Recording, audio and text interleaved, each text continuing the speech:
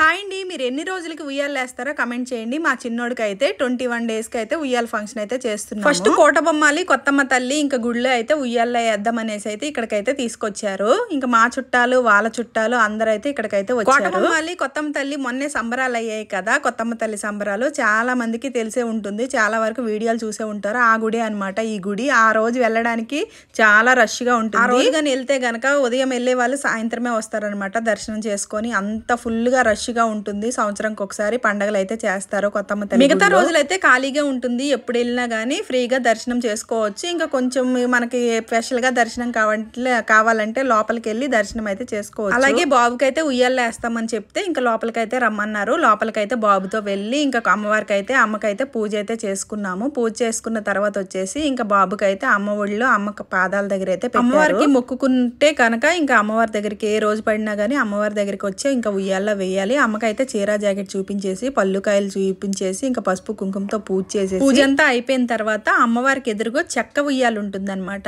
ఆ చెక్క ఉయ్యాల్లో ఇంకా 3 సార్లు అయితే అమ్మ దగ్గర అయితే ఉయ్యాల్లో వేస్తారు. ఇంకా మొక్కుకున్న వాళ్ళు కోళ్ళు గాని మేకలు గాని వేస్తామని వాళ్ళు కూడా వేసి ఇంకా అక్కడే దావత్ చేసుకోవాలన్నా లేదంటే ఇంటికాడ కూడా దావత్ అయితే చేసుకోవచ్చు. ఇంకా చక్కగా అక్కడైతే ఉయ్యాల ఫంక్షన్ అయితే అయిపోయింది అనమాట. చెక్క ఉయ్యాల్లో ఆ అమ్మవారి దగ్గర అయితే ఉయ్యాల్లో వేసేసారు. ఇంకా మ్యాచింగ్ ముగ్గురు మ్యాచింగ్ వేసుకున్నారు. ఉయ్యాల్లో ఇంకా ముత్తైదులు ఉంటారు కదా, ఒక ముగ్గురు అయితే ఉయ్యాల్లో వేసేసి ఇంకా హారతి ఇచ్చారనమాట. నేనంటే ఫస్ట్ టైమే చూస్తున్నాను హారతి ఇవ్వడము. ఇప్పటి వరకు అయితే నేను చూడలేదు. ఇలా హారతి ఇస్తారో లేదో నాకు కూడా తెలిస్తే కనుక కమెంట్ చేయండి. ఇంకా గుడిలో ఉయ్యాల ఫంక్షన్ అయిపోయిన తర్వాత ఇంకా మా మేనగోడల వాళ్ళ అత్తవారింటికి వెళ్ళి అక్కడైతే ఉయ్యాల్లో వేసారు. ఉయ్యాల్లో వేసేటప్పుడు పెళ్లి చీర ఉంటుంది కదా, ఆ చీర అయితే కట్టి ఉయ్యాల్లో వేస్తారనమాట. ఉయ్యాల్లో వేసేటప్పుడు పాట పాడారు, మీకు ఆ పాట వినిపిస్తుంది. నవరాత్రుల వల్ల నేను ఈ ఫంక్షన్ కి వెళ్ళడానికి కుదరలేదు, పిల్లలకు పంపించాను. పిల్లలే చిన్న వీడియోస్ తీస్తే ఆ వీడియోస్ అయితే పంపించాను. నేను వెళ్ళుంటే గనక ఫుల్ వీడియో తీసేదాన్ని. సో పాట అయితే ఆలకించేసేయండి.